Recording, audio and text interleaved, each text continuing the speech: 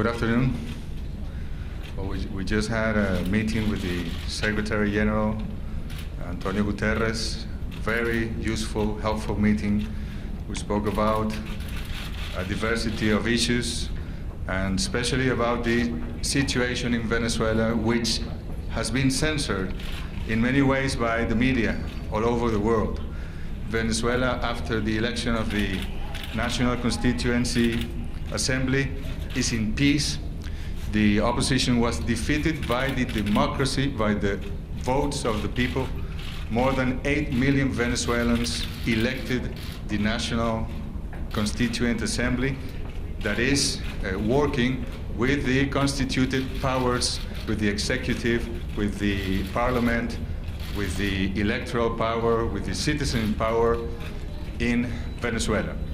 We spoke also about the threats that the United States, its president, we spoke about these threats in the House, in the headquarters of the international law, in the headquarters of the peace for the world, and how absurd, hostile are the military or the threat of the use of the force against a peaceful nation as Venezuela, in a peaceful region as Latin America and the Caribbean. We impose no threat to the world. And of course, the sanctions that, the supposed sanctions that today the United States government, with an executive order, have also announced. Maybe the United States is trying to promote a humanitarian crisis in our country. That's what they try. What do they want? They want to starve the Venezuelan people? What is it they're looking for? We really don't understand, or we understand nothing. President Maduro has been really constant with the intention of having relations of mutual respect with the government of President Donald Trump. He has tried to contact, to talk. He is going to send a letter to President Trump. We believe that in the 21st century, in this world, all the issues have to be solved through dialogue, through diplomacy, and not through threats of war. This action, these financial sanctions announced today, are the worst aggressions to Venezuela in the last 200 years, maybe. Maybe after the Spanish Empire was defeated by our liberators, by Simón Bolívar, this is the worst aggression, the military threat and the economical and financial threats. And our people is going to stand together, and by the use of diplomacy and by any other means, we will defend, we will protect our people and the people of the Republic, the Bolivarian Republic of Venezuela, are going to stand up and are going to say that Venezuela has to be respected, and that any country in the world has to know that the Venezuelan people are free, that the principles of the international law have to be respected by any government, and especially by the United States of America, and that there's a country which is free, which has its democracy. We're going to elections, regional elections, next October. Then we have local elections for mayors in Venezuela. Then next year we have presidential elections. It's a democracy.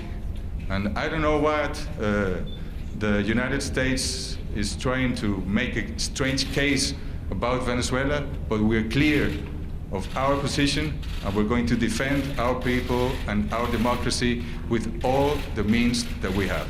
Thank you very much. ¿Qué respuesta tiene Venezuela a estas sanciones? Y además de la reunión con el secretario general, ¿qué otras actividades tiene previstas o ya realizó acá en Naciones Unidas?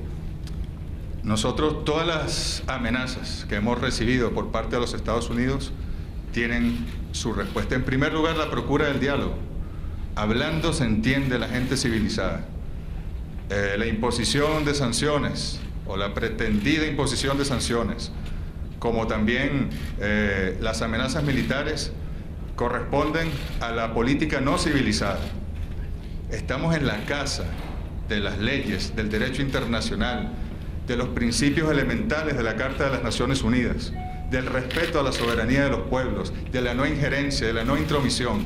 Y no puede Naciones Unidas, y se lo decíamos a su secretario general, quedarse de brazos cruzados y no condenar estas acciones. Nosotros, no solo al secretario general, también a la Asamblea General de Naciones Unidas, le solicitaremos tomar posición sobre estas amenazas insólitas, anacrónicas, hostiles, inamistosas, que nosotros no podemos aceptar bajo ningún respecto. Otras actividades que vamos a hacer, reuniones con los embajadores de los países no alineados, del movimiento de países no alineados, del ALBA, de países africanos y algunas bilaterales que vamos a tener también en la diplomacia bolivariana de paz que tanto el comandante Hugo Chávez como el presidente Maduro han forjado a lo largo de los últimos años. Estados Unidos está cerrando el grifo de la financiación internacional.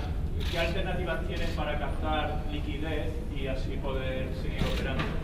Nosotros estamos estudiando, esta orden ejecutiva acaba de ser emitida y todos nuestros especialistas están estudiándola para dar las respuestas y proteger a nuestro pueblo. No va Estados Unidos a provocar una crisis humanitaria en Venezuela. En días pasados. Are you extending a hand in peace to President Obama? Are you trying to make up? I mean, you're President Trump. President Trump. He's your president. I'm sorry.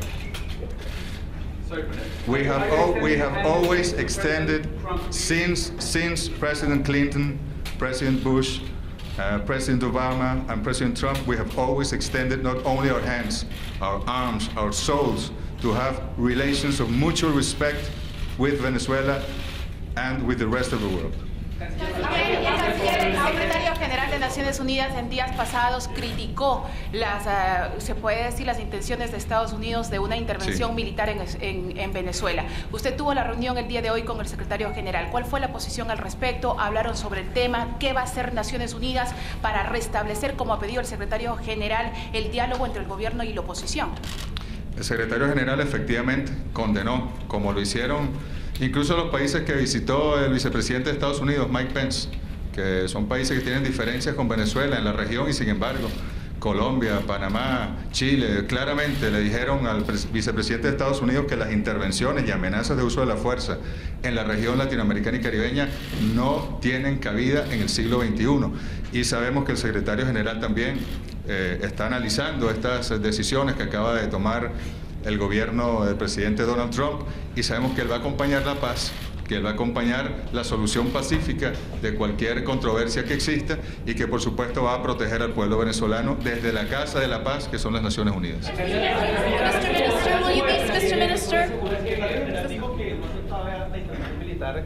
También dijo que no se aceptaba el autoritarismo. La región en Latinoamérica también ha superado el autoritarismo. Absolutamente. ¿Qué le respondió usted a eso? Pareciera que la dictadura existe por parte de este tipo de sanciones unilaterales a los Estados Unidos y que Estados Unidos quiere ser el autoritario y gobernar a los países en América Latina. El autoritarismo está descartado en todo este continente y nosotros jamás aceptaremos. Nosotros acabamos de venir, como les decía, de un proceso en el cual votaron 8 millones de venezolanos, habiendo ese día violencia, barricadas, secuestros, urbanizaciones, paramilitares en la frontera con Colombia persiguiendo a los votantes. 8 millones de valientes venezolanos y venezolanas salieron a votar, 42% del padrón electoral. En pocos países, en una elección incluso presidencial, se dan esos porcentajes. Si no hubiese habido esa amenaza, hubiese salido más del 50% del padrón electoral. Vamos a elecciones regionales, locales, presidenciales y tenemos una Asamblea Nacional Constituyente profundamente democrática.